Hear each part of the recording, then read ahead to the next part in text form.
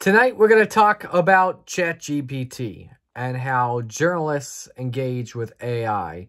So this research paper explores the usage of AI tools by journalists in Africa, focusing on not true and plagiarized stories. Included in the research in 5 different countries in the sub-Saharan region of Africa, and how each journalist used ChatGPT. Gregory Gondry, I think that's how you pronounce it, he's the author of this research paper, did some review on generative AI and the internet. In Africa, only 11% of the continent use the internet, but disregards in which the South uses technology. He also compares Africa a little bit to slums in Brazil, which find a way to engage with Western design technology using creative methods, while in Africa, they adopt ways to operate with new technology. In Africa, there is a not-for-profit organization called Internet.org, which has sought to give the global world free internet.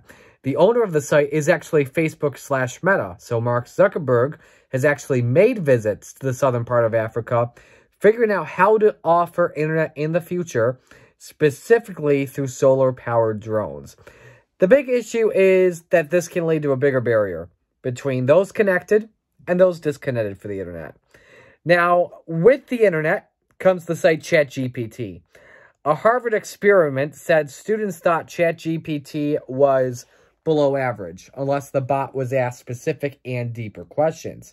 What if this was conducted among students in sub-Saharan Africa? It's not just a question, but also translating language of the tongue that the Africans are speaking. And ChatGPT does that well, and privileges Western languages compared to other languages. But in journalism, it can be interesting because ChatGPT provides a starting point for reimagining the capabilities of chatbots, and notice 3 themes which I completely agree with.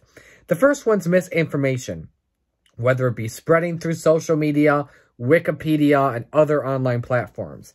It has had an impact on public health, like in the coronavirus pandemic, safety, and false information. This level of human intervention, as a result, continues to diminish. Because this model is designed without an ability to distinguish accurate from inaccurate info, the chances of creating false and biased info is high. Results in this research paper show that there is a lack of awareness in error inaccuracy, but use chatbots in ways that they would use Google or Wikipedia. I'm talking about the journalists here. But if they were to try math, for example, like you do an equation, chances are likely it would be incorrect. The second one is plagiarism. Most journalists are under strenuous condition, even worse in sub-Saharan Africa. I can't speak to that. I just got done calling volleyball, so bear with me. So instead of doing research and trying to survive, they decide to write or tell ChatGPT to write a piece, which also affects their credibility at the same time because it's not exclusive. I mean, in college, professors can detect as well if a piece in journalism is using ChatGPT. And results were not satisfied by the journalists, saying in the chatbot, you couldn't write the complete story. It felt like reading Wikipedia. Participants as well that were in the survey, the journalists, they believe you couldn't plagiarize one bit. Finally, stereotypes. AI has shown consequences with ill-designed algorithms and attention to a few platforms. That relationships are complex when it comes to media and society. Some studies say it challenges stereotypes and can affect racial and gender profiling. Results showed that it ends with the mention of war, corruption, and poverty, but talked about fight for gender rights and family values, which is what some of the journalists liked. So I agree with a lot of what Gregory Gondry said.